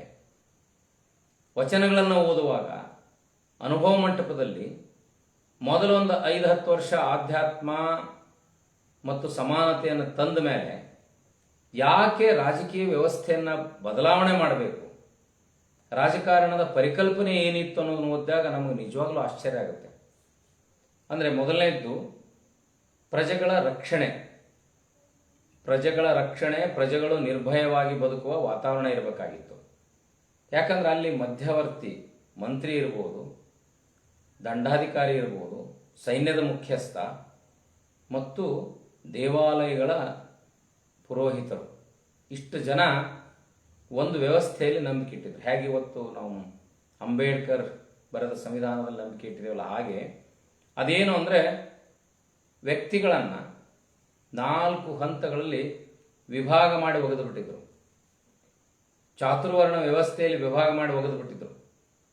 ಬ್ರಾಹ್ಮಣರು, ಕ್ಷತ್ರಿಯರು, ವೈಶ್ಯರು ಮತ್ತು ಶೂದ್ರರು. ಇನ್ನೊಂದು ವ್ಯವಸ್ಥೆ ಪಂಚಮರಂತಿದ್ರು. ಅದರ 4 ಮುಖ್ಯ ವಾಹಿನಿ ಇದ್ದಲ್ಲಿ ಜನ, they were working in main stream. ಇದನ್ನು ಯಾವ ಆಧಾರದ ಮೇಲೆ ಮಾಡಿದ್ರು ಅಂದರೆ it was not scientific.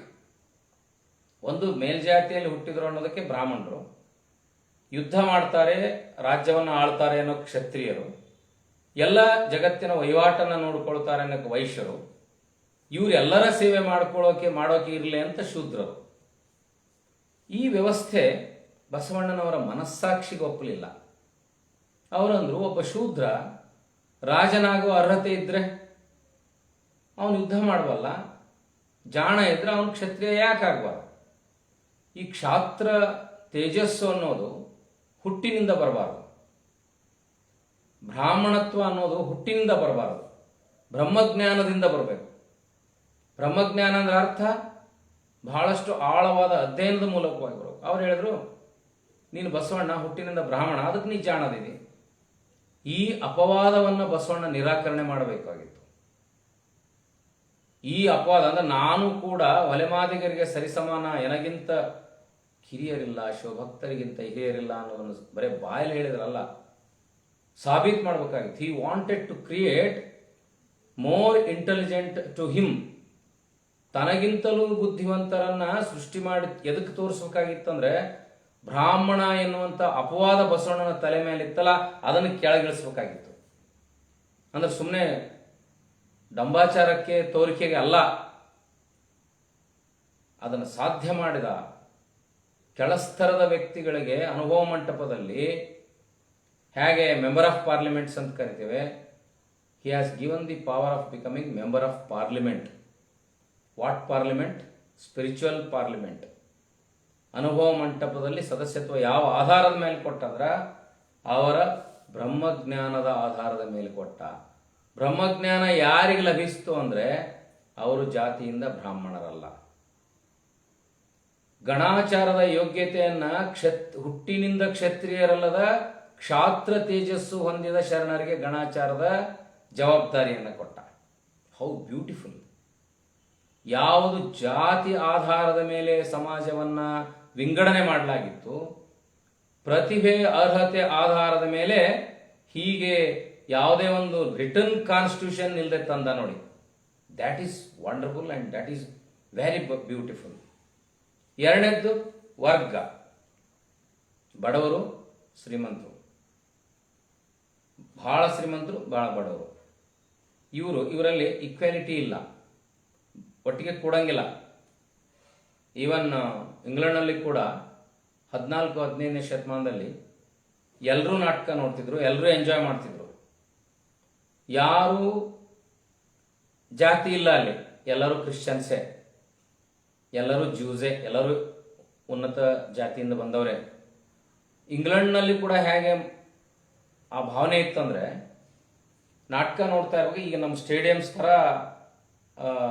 Theatre ಇರ್ತಿತ್ತು, ಮಧ್ಯದಲ್ಲಿ ಸ್ಟೇಜ್ ಇರ್ತಿತ್ತು, ಹೀಗೆ ಸ್ಟೆಪ್ಸ್ ಮೇಲೆ ಥಿಯೇಟ್ರ್ ಇರ್ತಿತ್ತು, ಕೆಳಗಡೆ ಗ್ರೌಂಡ್ ಇರ್ತಿತ್ತು, ಗ್ರೌಂಡ್. ಆ ಬಡವರು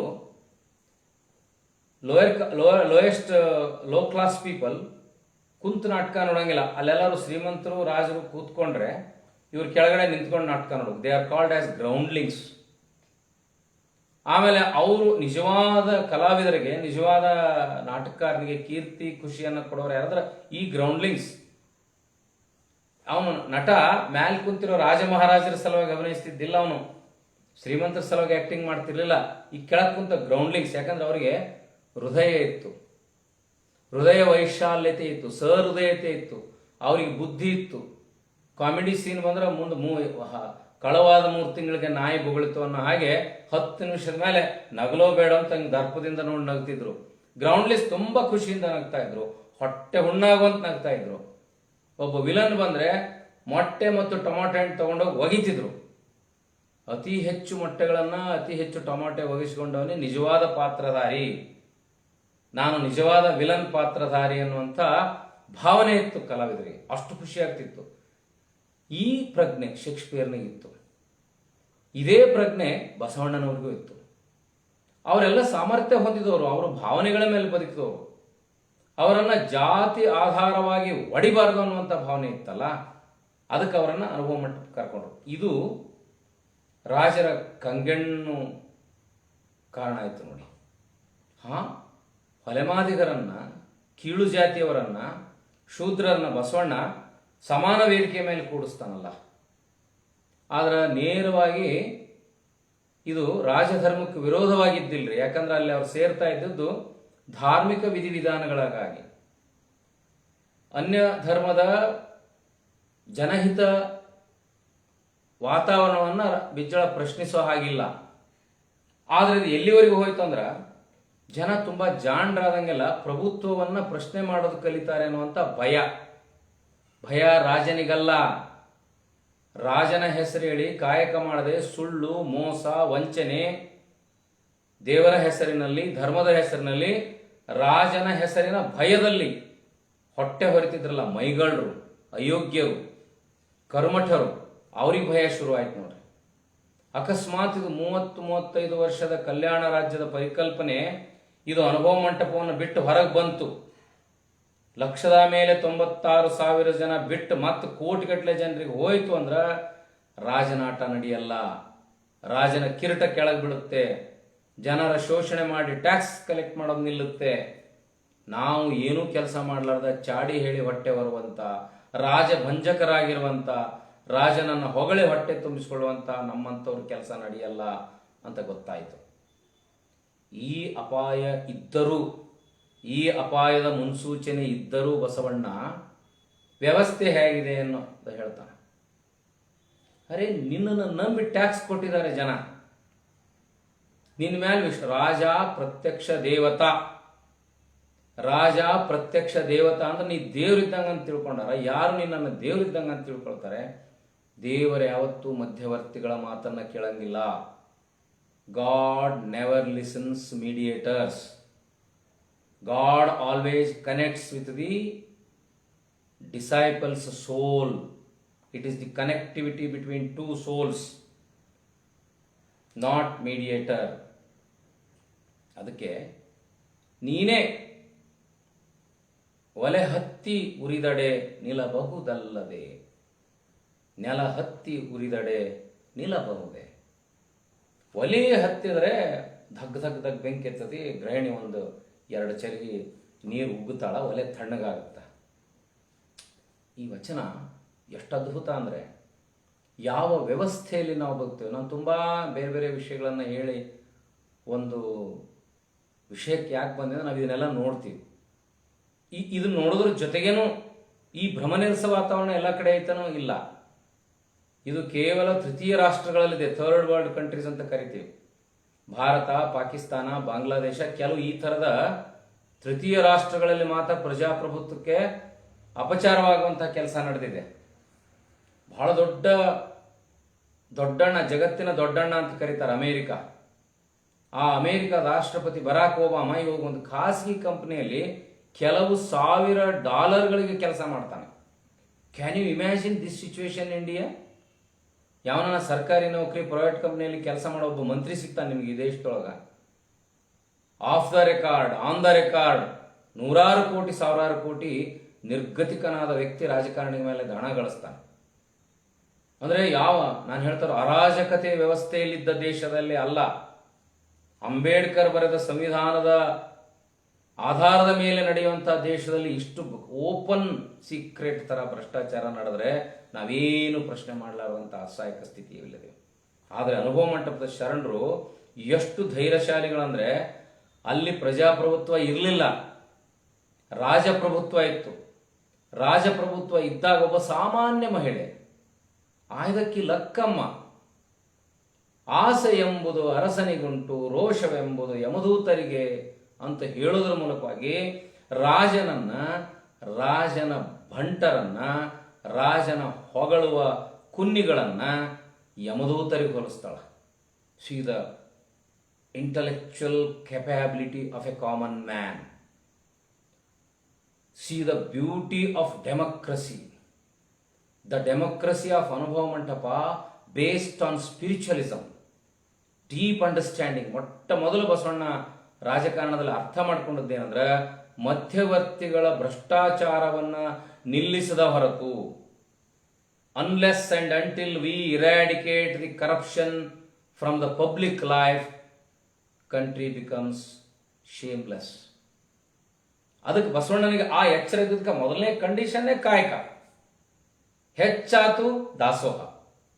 immediately there is no space for corruption.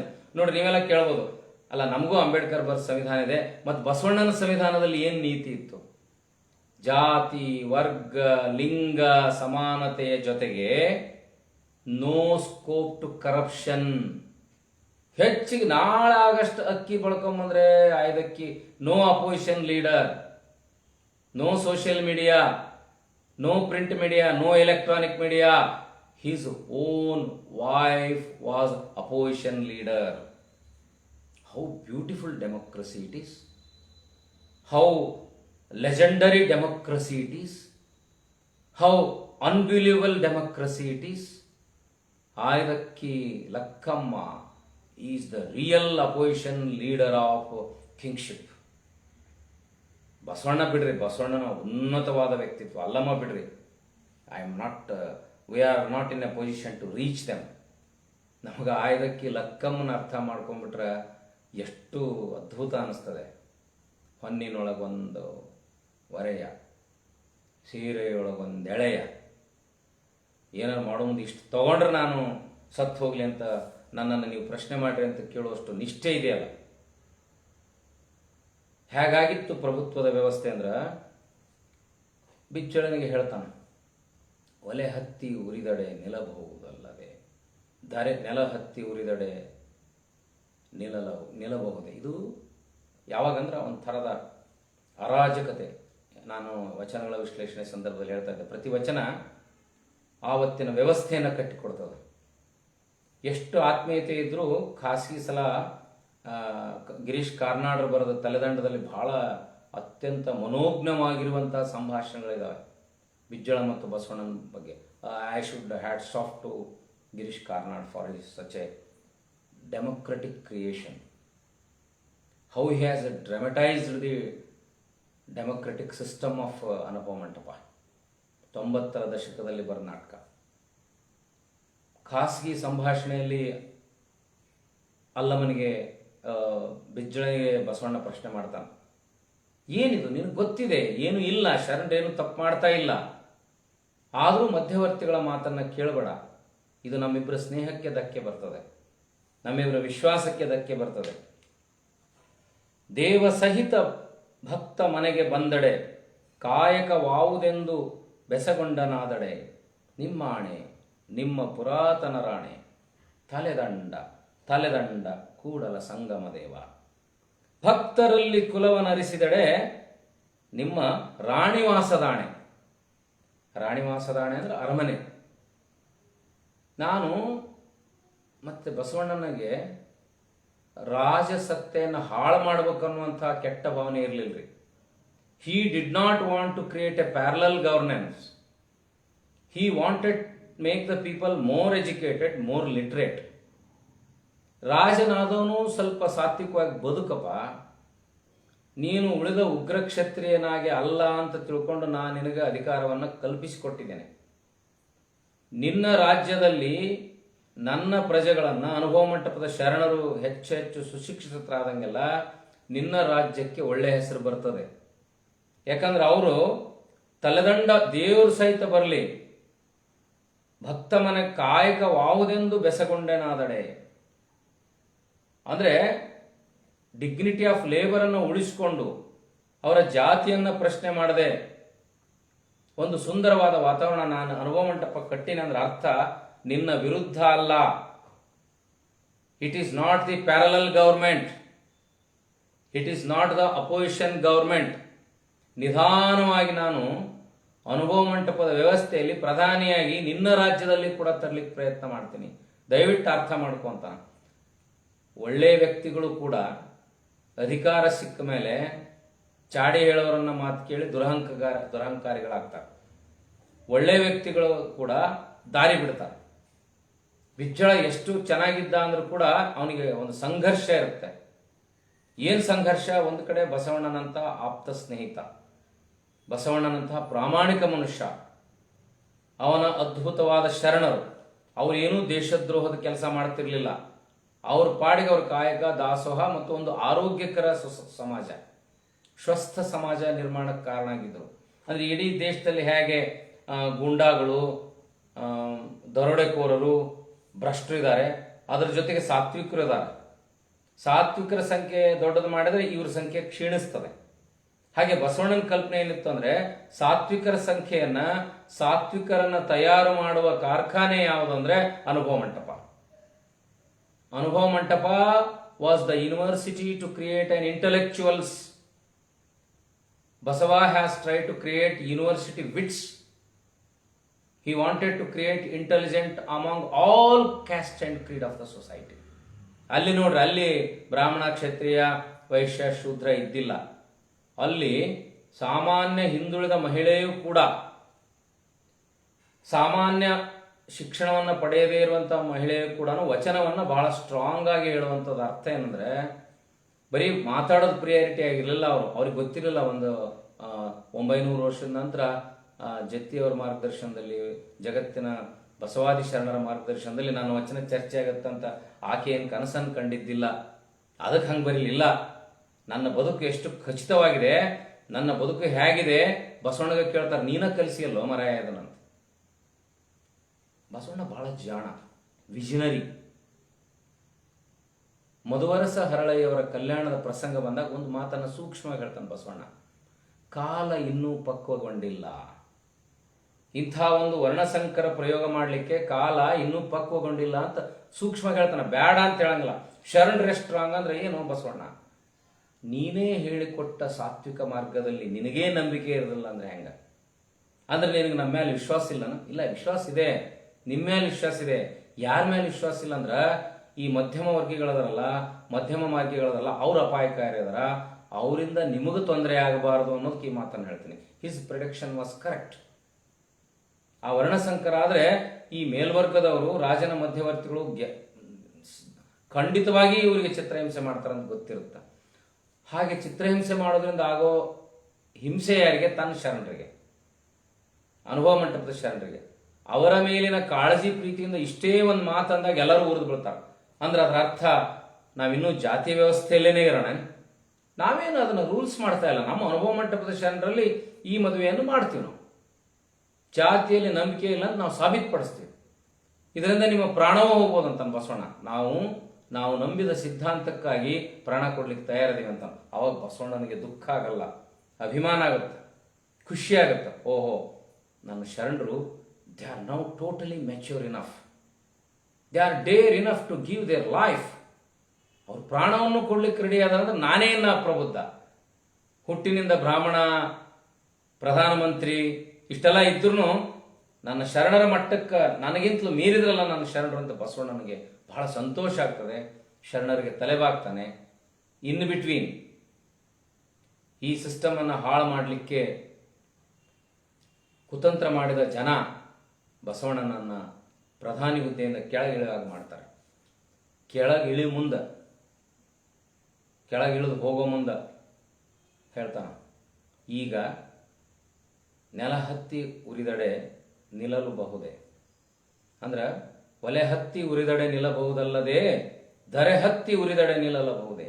ನೀನೀಗ ಇಷ್ಟು ದಿವಸ ಈ ವ್ಯವಸ್ಥೆಯಲ್ಲಿ ಒಲೆ ಹತ್ತಿ ಉರಿತಿತ್ತು, ಈಗ ನೆಲನ ಹತ್ತಿ ಉರಿತೈತಿ ನೋಡು. ಪದ ಕುಸಿಯೇ ನೆಲ ಬೀಹುದು ಮಂಕುತಿಮ್ಮ. ಸ್ಟೇಜ್ ಕುಸ್ತರೆ ಕೆಳಗೆ ನೆಲ ಐತಿ, ನೆಲನೇ ಕುಸ್ತರೆ ನಾವು ಸತ್ತು ಹೋಗ್ತೀವಿ, ನೆಲನ ಕುಸ್ತರೆ ನಾವು ಅಸಹಾಯಕರಾಗ್ತೀವಿ. ಹಾಗೆ ಒಲೆ ಹತ್ತಿ ಉರಿದ್ರೆ ಆರಿಸ್ಬೋದಪ್ಪ, ನೆಲನೇ ಹತ್ತಿ ಉರಿದ್ರೆ ನಿಲ್ಲಲು ಬಹುದೇ. ಏರಿ ನೀರುಂಬಡೆ ಬೇಲಿಕೆ ಇವೆ ಮೇವಡೆ. ಕೆರೆಗೆ ಹೊಂಡಿ ಒಡ್ಡು ಏರಿ ಅಂತ ಕಟ್ಟಿರ್ತಾರೆ, ತೆಗ್ಗು ಫುಲ್ ಹಿಂಗೆ ಏರಿ ಕಟ್ಟಿರ್ತಾರೆ. ಕೆಳಗೂ ಮಣ್ಣು ಸುತ್ತಲೂ ಮಣ್ಣು. ಆದ್ರೆ ಮಣ್ಣು ನೀರು ಬಿದ್ದ ತಕ್ಷಣ ನೀರನ್ನು ಇಂಗ್ತದೆ, ಕುಡಿತದೆ. ಕುಡಿದು ಕುಡಿದು ಕುಡಿದು ಸಾಕಾದ ಮೇಲೆ ನಿಲ್ತದೆ. ಅದು ಪ್ರೊಟೆಕ್ಟಿವ್ ಫೋರ್ಸ್ ಆಗುತ್ತೆ. ಭೂಮಿ ಮಣ್ಣಿಗೂ ಕೂಡ ಅಗತ್ಯಕ್ಕಿಂತ ಜಾಸ್ತಿ ನೀರನ್ನು ಕುಡಿಯೋಂಗಿಲ್ಲ. ಹಿಂಗಿ ಸಾಕಾದ ಮೇಲೆ ಹರಿಯೋಗಿ ಬಿಡುತ್ತೆ. ಮನುಷ್ಯ ಹಂಗಲ್ಲ ನೋಡ್ರಿ. ಹೋಗ್ಲಿ, ಭ್ರಷ್ಟಾಚಾರ ಮಾಡ್ತಾನ, 10 ಕೋಟಿ ಮಾಡಲಿ, 20 ಕೋಟಿ ಮಾಡಲಿ, ಇಲ್ರಿ ಇವನು 100 ಕೋಟಿ ಮಾಡ್ತಾನೆ, 200 ಕೋಟಿ ಮಾಡ್ತಾನೆ, 1000 ಕೋಟಿ ಮಾಡ್ತಾನೆ, 1,00,000 ಕೋಟಿ ಮಾಡಿದ ಉದಾಹರಣೆಗಳದಾವೆ. ಎಂಥ ಹಾರಿಬಲ್ ಅರಾಜಕತೆ ಇದು. ಅವನಿಗೆಷ್ಟು ಬೇಕಾ? ಅವನಿಗೆಲ್ಲ ಹೇರಿ ಕಳಿಸ್ತಾರ. ಅದೆಲ್ಲ ಸಿದ್ಧಾಂತ ಗೊತ್ತಿದೆ ಅವನಿಗೆ. ಇದನ್ನು ನಾನು ಒಯ್ಯಂಗಿಲ್ಲ, ನನ್ನ ಇಮೇಜ್ ಹಾಳಾಗುತ್ತೆ, ನಾನು ಇಷ್ಟು ಜನರಿಗೆ ಮೋಸ ಮಾಡ್ತೀನಿ ಅಂತ ಎಲ್ಲ ಗೊತ್ತಿರುತ್ತೆ. ಯಾಕೆ ಗಳಿಸ್ತಾನ ಅವನು? ದುರಾಸೆ. ಬೇಲಿನೇ ಎದ್ದು ಹೊಲ ಮೇಯ್ದಂಗೆ ಅನ್ನೋ ಸ್ಟೇಟ್ಮೆಂಟು ಆವಾಗ ನೆನಪಾಗ್ತದೆ. ಆ ಯಾವ ಒಂದು ಇರುತ್ತೆ, ಅದ ಕೆರೆ ನೀರು ಕುಡಿದು ಬಿಟ್ರೆ ಕೆರೆಯನ್ನು ನಂಬಿದವ್ರು ಎಲ್ಲಿ ಹೋಗ್ಬೇಕು? ಕೆರೆಯ ನೀರನ್ನೇ ನಂಬಿದ ಜನ ಎಲ್ಲಿ ಹೋಗ್ಬೇಕು? ಬೇಲಿ ಕಾಳ್ರು ತುಡುಗು ದನ ಬರಬಾರದಂತ ಹೊಲಕ್ಕೆ ಬೇಲಿ ಕಟ್ಟಿರ್ತಾರೆ ಬೆಳೆ ರಕ್ಷಣೆ. ಆ ಬೇಲಿನೇ ಎದ್ದು ಹೊಲದಲ್ಲಿರೋ ಕಾಳು ಕಡೆ ಮೇಯ್ದು ಬಿಟ್ರೆ ರೈತ ಎಲ್ಲಿ ಹೋಗ್ಬೇಕು? ಅಂದ್ರೆ ಇವತ್ತೇನಾಗ್ತಾ ಇದೆ ಅಂದ್ರೆ, ಈ ವ್ಯವಸ್ಥೆ ಇದೆ ಎಲ್ಲಿದೆ ಅಂದ್ರೆ ರಾಜಕಾರಣದಲ್ಲಿದೆ, ಸಾಮಾಜಿಕ ವ್ಯವಸ್ಥೆಯಲ್ಲಿದೆ. ನಾರಿಯೇ ತನ್ನ ಮನೆಯಲ್ಲಿ ಕಳವಡೆ. ವ್ಯಕ್ತಿ ಗಂಡಸು ದುಡ್ದು ಬಂದು ಮನೆ ಎಲ್ಲ ಇಟ್ಟಿರ್ತಾನೆ. ಶರಣರ ಕಾಲಕ್ಕೆ there was no locker system. Locker system was not there in Anubhava Mantapa and with the ಶರಣರ ಜೊತೆಗೆ ಮನೆಯಲ್ಲಿ ಕೀಲಿನೇ ಇರಲಿಲ್ಲ. ಈಗ ಮನೆ ಯಜಮಾನ ತನ್ನ ಮನೆಯಲ್ಲೇ ದೊಡ್ಡ ತಿಜೋರಿ ಮಾಡಿಸಿ ಮೂಲೆಯಲ್ಲಿಟ್ಟು ಎಲ್ಲ ಆವರಣಗಳ ತುಂಬಿಷ್ಟು ದೊಡ್ಡ ಕೀಲಿ ಹಾಕಿ ಹೋಗ್ತಾನಂದ್ರೆ ಏನರ್ಥ? ಅದು ಕಳ್ಳರ ಸಲುವಾಗಿ ಅಲ್ಲ. ಕಳ್ಳರು ಅವನ ಮನೆಗೆ ಬರೋಕ್ಕೆ ಸಾಧ್ಯ ಇಲ್ಲ. ಮನೆಯೊಳಗೆ ಅಡಗಿರುವ ಕಳ್ಳರು, ಕಳ್ಳತನವನ್ನು ಪ್ರದರ್ಶಿಸಿದ ಕಳ್ಳರು, ಮನದ ಕಳ್ಳತನವನ್ನು ಅರಿಯದ ಕಳ್ಳರು ಇರ್ತಾರಲ್ಲ, ದೇ ಆರ್ ವೆರಿ ಡೇಂಜರಸ್. ನಾರಿಯೇ ತನ್ನ ಮನೆಯಲ್ಲಿ ಕಳುವಡೆ, ತಾಯ ಮೊಲೆ ಹಾಲು ನಂಜಾಗಿ ಕೊಲುವಡೆ. ಪಾಪ ಮಗು ಬಹಳ ಪ್ರೀತಿ ಮತ್ತು ವಿಶ್ವಾಸದಿಂದ ನಂಬಿರದೆ ತಾಯಿಯ ಎದೆ ಹಾಲಿನ ಅಮೃತವನ್ನು. ತಾಯಿಯ ಎದೆ ಹಾಲೇ ವಿಷ ಆಗಿಬಿಟ್ರೆ ಮಗು ಎಲ್ಲಿಂದ ಉಳಿತದೆ? ಇನ್ನಾರಿಗೆ ದೂರುವೆನಯ್ಯ ಕೂಡಲ ಸಂಗಮ ದೇವ. ಈ ಡೆಮೋಕ್ರಸಿ ಒಳಗೆ ಅವರೇ ನಾವು ಯಾರನ್ನ ನಂಬಿ ಬದುಕಬೇಕು, ನಾವು ಯಾರನ್ನ ನಂಬಿ ಇರಬೇಕು ಅನ್ನುವಂಥ ಪ್ರಶ್ನೆಯನ್ನು ಬಸವಣ್ಣ ಮಾಡ್ತಾರೆ. ಆದರೆ ಅನುಭವ ಮಂಟಪದಲ್ಲಿ ಈ ಎಲ್ಲ ಕದಿಯುವ, ಕುದಿಯುವ, ಬೇಯುವ, ಅಸಹಕಾರ ಇರದೇ ಇರುವಂತಹ ಸ್ವಚ್ಛ ವಾತಾವರಣವನ್ನು ಕಲಿಸಿಕೊಟ್ರು. They never entered in to direct politics. ಅವ್ರು ಯಾರೂ ನೇರ ರಾಜಕಾರಣಕ್ಕೆ ಪ್ರವೇಶ ಮಾಡದೆ ಹೋದರೂ ಕೂಡ, ಪರ್ಯಾಯ ರಾಜಕೀಯ ವ್ಯವಸ್ಥೆಯನ್ನು ಹುಟ್ಟು ಹಾಕದೆ ಹೋದರೂ ಕೂಡ, ಶರಣರ ಕಲ್ಯಾಣ ರಾಜ್ಯ ಅನ್ನೋದು ಪ್ರಜಾಸತ್ತೆಯನ್ನು ಅಳಿಸ್ಲಾರ್ದಂಗೆನೆ, ಪ್ರಜಾಸತ್ತೆ ವ್ಯವಸ್ಥೆಯನ್ನು ನಾಶ ಮಾಡಲಾರ್ದಂಗೆನೆ ಪರ್ಯಾಯ ವ್ಯವಸ್ಥೆ ಹುಟ್ಕೊಂಡ್ಬಿಡ್ತು. ರಾಜರಾಗಿದ್ದವರು ಕೂಡ ಸರ್ವಸಂಗ ಪರಿತ್ಯಾಗವನ್ನು ಮಾಡಿ ಬಂದು ಕಲ್ಯಾಣದಲ್ಲಿ ಸೇವೆ ಮಾಡಲಿಕ್ಕೆ ಪ್ರಾರಂಭ ಮಾಡಿದರು. ಉನ್ನತ ಹುದ್ದೆಯಲ್ಲಿದ್ದವರು ಕೂಡ ಬಿಟ್ಟು ಏನು ಮಾಡಿದ್ರೆ ನಲ್ಲಿ ಮಾನಸಿಕ ನೆಮ್ಮದಿ ಇಲ್ಲ ಅಂತ ಕಲ್ಯಾಣಕ್ಕೆ ಬಂದರು. ಯಾಕೆ ಬಂದರು ಅಂದರೆ ಅಲ್ಲಿ ಎರಡಿತ್ತು. ಅಲ್ಲಿ ಸಾಮಾಜಿಕ ನ್ಯಾಯ ಇತ್ತು, ಸಮಾನತೆ ಇತ್ತು. ಸಾಮಾಜಿಕ ನ್ಯಾಯ ಸಮಾನತೆಯ ಆಧಾರದ ಮೇಲೆ ಆಧ್ಯಾತ್ಮದ ಒಲವು, ಆಧ್ಯಾತ್ಮದ ನಿಲುವಿತ್ತು. ಒಂದು ಕಡೆ ಮಾನಸಿಕ ನೆಮ್ಮದಿ ಇದೆ, ಸಾಮಾಜಿಕ ನ್ಯಾಯ ಇದೆ, ಮತ್ತು ಸಾಲದ್ದಕ್ಕೆ ಅನುಭಾವದ ಮೂಲಕ, ವಚನಗಳ ಮೂಲಕ ಸಂವಿಧಾನಾತ್ಮಕವಾಗಿ ನಡೆಯುವ ಚರ್ಚೆಯಲ್ಲಿ ವೈಯಕ್ತಿಕ ಉನ್ನತಿ ಇದೆ, ವೈಯಕ್ತಿಕ ಉದ್ಧಾರ ಇದೆ. ವೈಯಕ್ತಿಕ ಉದ್ಧಾರ ಯಾವಾಗ ಸಾರ್ವಜನಿಕ ಬದುಕನ್ನು ಸ್ವಾಸ್ಥ್ಯಗೊಳಿಸುವುದೋ ಆವಾಗ ಮನುಷ್ಯ ಶಾಂತಿಯನ್ನು ಹುಡ್ಕೊಂಡು ಹೋಗ್ತಾರೆ. ಅದಕ್ಕೆ ಇವತ್ತಿಗೂ ಕೂಡ ನಮ್ಗೆ ಆ ಥರದ ವ್ಯಕ್ತಿಗಳು ಸಿಗ್ತಾರೆ. ಇವತ್ತಿಗೂ ಕೂಡ ನಮ್ಗೆ ಆ ಥರದ ಎಲ್ಲೋ ಕೋಟಿಗೊಬ್ಬ ಅಂತ ಸಂತರು ಸಿಗ್ತಾರೆ. ಆ ಕೋಟಿಗೊಬ್ಬ ಸಂತರನ್ನು ಹುಡ್ಕೊಂಡು ಹೋಗುವಂಥ ಜನ ಸಿಗ್ತಾರೆ. ಇಷ್ಟು ಸೋಷಿಯಲ್ ಮೀಡಿಯಾ, ಇಷ್ಟು ದೂರದರ್ಶನ, ಇಷ್ಟು ಚಾನೆಲ್ಗಳು ಇದ್ದಾಗೂ ಕೂಡ ಜನ ಬಸವ ಸಮಿತಿಯಲ್ಲಿ ನಡೆಯುವಂಥ ಆರೋಗ್ಯಕರ ಚರ್ಚೆಯನ್ನು ಆಲಿಸ್ತಾರೆ. ಹುಟ್ಟಿನಿಂದಲೇ ಒಬ್ಬ ಮುಖ್ಯಮಂತ್ರಿಗಳ ಮಗನಾಗಿ, ಉಪರಾಷ್ಟ್ರಪತಿಗಳ ಮಗನಾಗಿ ಹುಟ್ಟಿದ ಬಿ ಡಿ ಜತ್ತಿಯವರು ಬಸವಣ್ಣನ ಹೆಸರಿನಲ್ಲಿ ಬಸವ ಸಮಿತಿಯಲ್ಲಿ ಕೆಲಸ ಮಾಡ್ತಾರಂದ್ರೆ ಏನು? ಭರವಸೆಯ ಸಂಕೇತ, ಆಶಾವಾದದ ಸಂಕೇತ. ಅಂದ್ರೆ ನಾ ಹೇಳಿದ್ದೆಲ್ಲ ಬರೀ ನಿರಾಶಾವಾದ ಅಲ್ಲ. Still I am hopeful because some souls are eagerly waiting to know the truth. ಏನು ನಡೀತು ಅನುಭವ ಮಂಟಪದಲ್ಲಿ ತಿಳ್ಕೋಬೇಕು ಅನ್ನುವಂಥ ಮನಸ್ಸುಗಳಿದ್ದಾವೆ. ಎನ್ನ ನಡೆಯೊಂದು ಪರಿ, ಎನ್ನ ನುಡಿಯೊಂದು ಪರಿ, ಎನ್ನೊಳಗೇನು ಶುದ್ಧವಿಲ್ಲ ನೋಡಯ್ಯ. ಅಂದ್ರೆ ಸುಮ್ಮನೆ ಬಸವಣ್ಣ ಇದ್ರೇನು ಇರಲಿಲ್ಲ, ಹಂಗಿದ್ರೆ ಏನು ಪ್ರಯೋಜನ ಅಂತ ಹೇಳೋದು ಡೆಮೋಕ್ರಸಿ, ಮಾತಾಡೋದು ಡೆಮೋಕ್ರಸಿ. ಮತ್ತು ಯಾರೂ ವೇದಿಕೆ ಮೇಲೆ ಇವರು ಯಾರೂ ಅಲ್ಲಾದ ಮಾತುಗಳನ್ನು, ಅನ್ಯಾಯದ ಮಾತುಗಳನ್ನು ಭಾಷಣದಲ್ಲಿ ಆಡೋದಿಲ್ಲ. ಗಾಂಧಿ ಜಯಂತಿ ದಿನ ಗಾಂಧಿ ತತ್ವಗಳೇ ಜಾರಿಯಾಗಬೇಕಂತಾರೆ, ಶಾಸ್ತ್ರಿ ಜಯಂತಿ ದಿನ ಶಾಸ್ತ್ರೀಯ ಮೌಲ್ಯಗಳೇ ನಮಗೆಲ್ಲ ಬರ್ಬೇಕಂತಾರೆ, ಬಸವ ಜಯಂತಿ ದಿನ ಬಸವಣ್ಣನ ಪುತ್ಥಳಿಗೆ ಮಾಲೆ ಹಾಕಿ ಕಲ್ಯಾಣ ರಾಜ್ಯವೇ ನಮ್ಮ ಪರಿಕಲ್ಪನೆ, ಬಸವಾದಿ ಶರಣರು ಮತ್ತೆ ಹುಟ್ಟಿ ಬರಬೇಕು ಅಂತಾರೆ. ಅಧಿಕಾರ ಇವ್ರ ಕೈಯಲ್ಲಿದೆ, ಆಡೋದಿಂತ ಮಾತಾಡ್ತಾರೆ. ವರ್ಷದಲ್ಲಿ 365 ದಿನಾನೂ ಇಂಥ ಸಾಧು ಸಂತರ ದಿನಾಚರಣೆಗಳು ಬರ್ತಾವೆ. ತಪ್ಪದಂಗೆ ಹಾಜರಾಗ್ತಾರೆ, ಬಂದ ಕೂಡಲೇ ಅದ ಉದ್ಯೋಗ ಮಾಡ್ತಾರೆ. ಆ ನಡೆಗೂ ನುಡಿಗೂ ಸಂಬಂಧನೇ ಇಲ್ಲ. ಇವ್ರನ್ನ ಕಂಡೇ 21ನೇ ಶತಮಾನದ ಇಂಥ ಮಹಾನುಭಾವರನ್ನು ಕಂಡೇ ಬಸವಣ್ಣ ಹೇಳ್ತಾನ, ಎನ್ನ ನಡೆಯೊಂದು ಪರಿ, ಎನ್ನ ನುಡಿಯೊಂದು ಪರಿ, ಎನ್ನೊಳಗೇನೂ ಶುದ್ಧವಿಲ್ಲ ನೋಡಯ್ಯ, ನುಡಿಗೆ ತಕ್ಕ ನಡೆಯ ಕಂಡಡೆ ಕೂಡಲ ಸಂಗಮ ದೇವನೊಳಗಿಪ್ಪನಯ್ಯ. ಪ್ರಜಾಪ್ರಭುತ್ವನ ಹಾಗೆ ಎಲ್ಲಿ ಮಟ್ಟಕ್ಕೆ ಬಂತು ಅಂದ್ರೆ ಮೊದಲರ ಸುಳ್ಳು ಹೇಳ್ತಿದ್ರು, ಭ್ರಷ್ಟಾಚಾರ ಇರಬಾರ್ದು, ನಾನು ಭ್ರಷ್ಟಮುಕ್ತವಾದ ಆಡಳಿತವನ್ನು ಮಾಡ್ತೀನಿ ಅಂತ ಹೇಳುವ ಅಂತ ಇತ್ತು. ಇನ್ನೂ ಒಂದು ಹೆಜ್ಜೆ ಮುಂದೆ ಹೋಗಿ ಏನು ಹೇಳ್ತಾರೆ, ಹೌದು ಭ್ರಷ್ಟಾಚಾರ ಮಾಡೋದು ಅನಿವಾರ್ಯ ಆಗಿದೆ ಅಂತಾರೆ.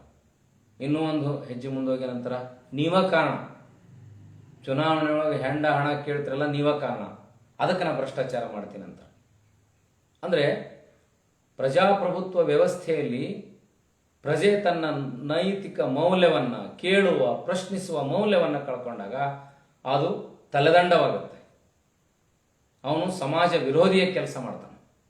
ಇದು ಯಾವುದೂ ಇಲ್ಲದಂತಹ ಕಲ್ಯಾಣ ರಾಜ್ಯದ ಪರಿಕಲ್ಪನೆ ಏನು ಅಂತಂದರೆ, ಕಲ್ಯಾಣ ರಾಜ್ಯದ ಆಶಯ ಏನು ಅಂದರೆ, ಏನು ಕಲ್ಯಾಣ ರಾಜ್ಯದ ಆಶಯ ಎಲ್ಲ ಇತ್ತಲ್ಲ, ಅದು 20ನೇ ಶತಮಾನದ ಅಂಬೇಡ್ಕರ್ ಅವರ ಸಂವಿಧಾನದಲ್ಲಿ ಸಮ್ಮಿಳಿತವಾಗಿತ್ತು. ಆಶ್ಚರ್ಯ ಏನಾಯ್ತು ಅಂದರೆ, ಅದರ ನಂತರ 14ನೇ ಶತಮಾನದಲ್ಲಿ ಸಂವಿಧಾನ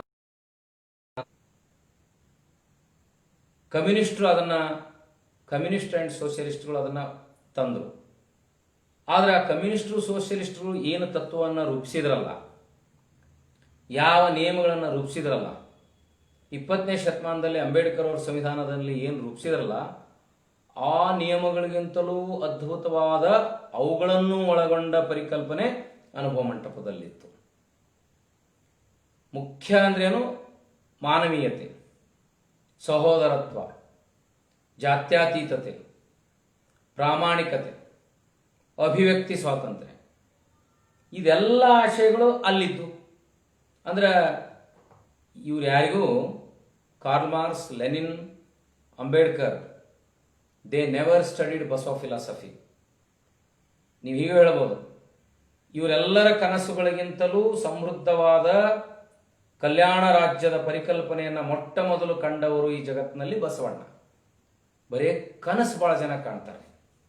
ನಾವೆಲ್ಲ ಅದ್ಭುತವಾದ ಕನಸನ್ನು ಕಾಣ್ತೀವಿ. ಆ ಅದ್ಭುತವಾದ ಕನಸುಗಳಿಗೆ ಸಾಕಾರಗೊಳಿಸುವಂತಹ ವಾತಾವರಣ ಸೃಷ್ಟಿ ಮಾಡಲಿಕ್ಕೆ ನಮ್ಮಲ್ಲಿಂದ ಸಾಧ್ಯ ಇಲ್ಲ.